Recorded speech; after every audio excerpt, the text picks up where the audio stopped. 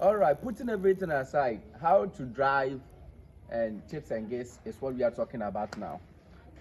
And then I find it very, necessary that I have to teach this thing, because if you want to learn how to drive, there are a lot of things that you need to know.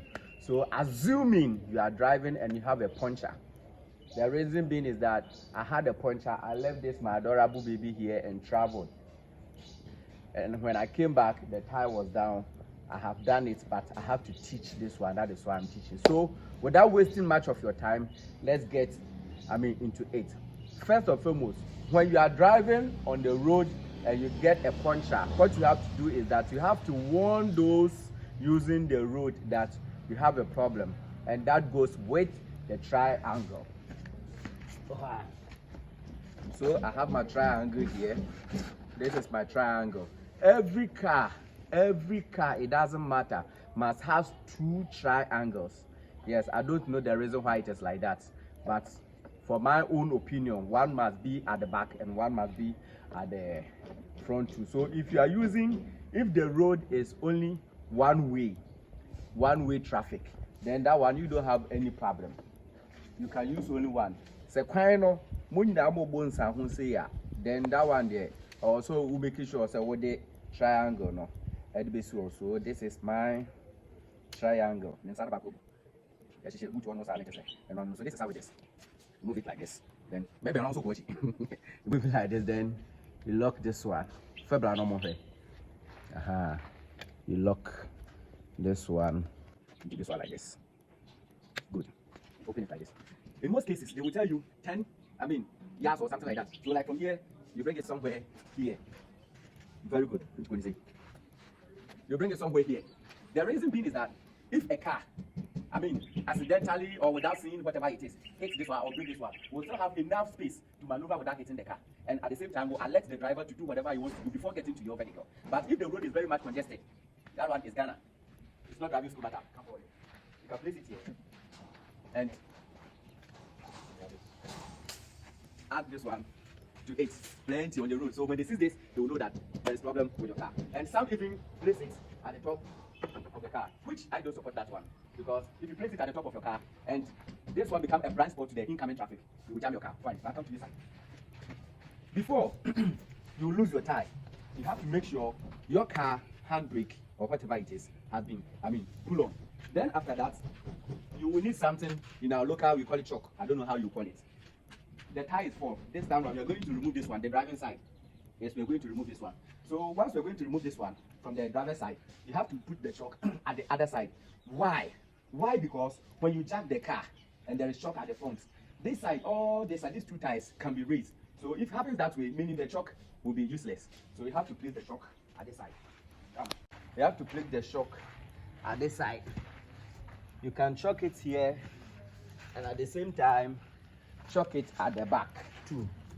But many times the back might not be necessary. But still, you have to. Why? Because if you look at how the car is, it goes like this, and you are jacking here, so probably it will go forward. If you check the level and it will go back, you have to chalk front and back. All right, now it is wet. So you find something like stone, paper, or whatever it is, then you place it under. Now come. Good. Let's do it this way. When you check the underneath of the car, you will see this place, this very part. You understand? Most cars, they have designed it this way. So that is where you will place the jack. This is the jack. So you place it here. You see the sign? Yeah, you see the sign. Very good. You have to make sure it will enter into this. It will enter. Why? Because if it doesn't enter, it might slip a bit to me apart. You will not check this one before. Why? Because you have to make sure you have loose the bolts. This is the bolts. Good. You have to lose the bolts before. That is the wheel nuts. Very good. I told you earlier that this one I have removed it. That is why. So when you lose it like this, it becomes loose. You understand? It becomes loose. So when it becomes loose like this, then you jack the car. After jacking the car, you can remove the knots by your fingers. And if you think it will delay much of your time, you can still use the wheel spanner. This is called the wheel spanner. We'll talk much about this, so don't worry. Use the wheel spanner to remove the wheel nut. Then you take off the tie. That is number one. Number two, if you don't have a spare tie in your car, and you want to go and service this tie and come and fix it, you need to have some parking under your car. And if there is no parking under your car, please, the best advice is lower your jack, not to the ground, but to a certain level. Why? Because if the jack is up, it put pressure on the other car, and the car this side becomes higher than the other side. So the rate at which it can go forward or whatever, it doesn't matter the torque and whatever it is, but it should be a certain level so that it will be like the car is there. All the three tires will share the weight and carry it, because there will be no much weight on the jack. If the jack is above, it carries a lot of weight. You understand? Carry a lot of weight. So you should bring the jack to a level whereby all the remaining three tires will also carry the weight. So now, assuming we are back, we service our tie and we are back. When you come,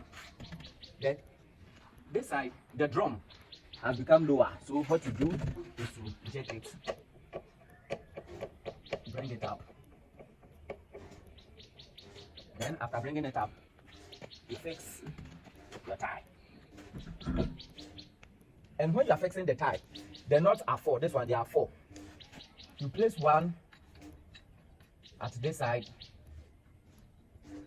You tighten it a bit with your fingers. Then you cross it and place this one at this side too. Why? Because when you align them at the same position, it can shift or whatever it is. So when you align it like this, it goes smooth and it helps. I stand to be corrected. Please, we are all learning, and at least the beginners might learn something. So when you come on board, you share your idea, you top up with what you know and what must be done. Then it goes on and on and on and on. Good. After doing it this way, what you have to do is to make sure you will tighten it a bit with the wheel spanner. As I said, this one, I have tightened the top one, this one. So I have to align it and tighten this one too. You cannot tighten it fully, although the handbrake is on. But you cannot tighten it fully whilst there is space under the tie. No, it will not work.